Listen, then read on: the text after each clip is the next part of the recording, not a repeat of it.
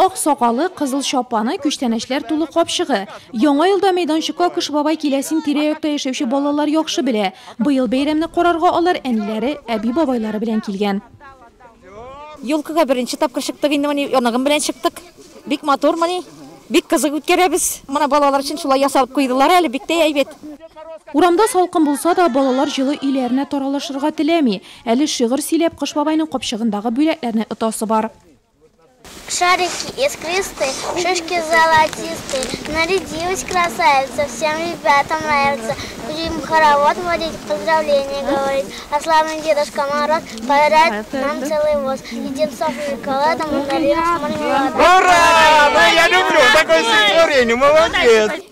Я вышла на улицу, смотрю. Мин урамга чыктым да Кыш бабайны күрдем. Килдем дә шигырь сөйләдем. Ул миңа уенчык бүләк итте. Барсыра ошады. Җырлар җырладык, уйнадык. Ул миңа кәнфит тә бирде.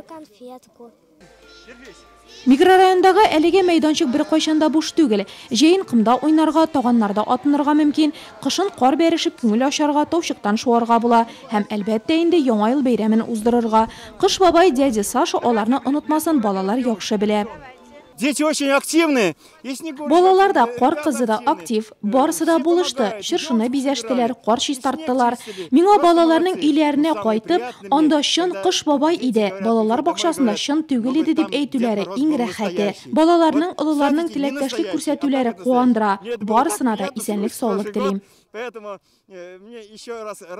Кышкы каникуллар дәвам итә. Саф һавада, чыршы янында күңелле ял итәргә вакыт бар әле.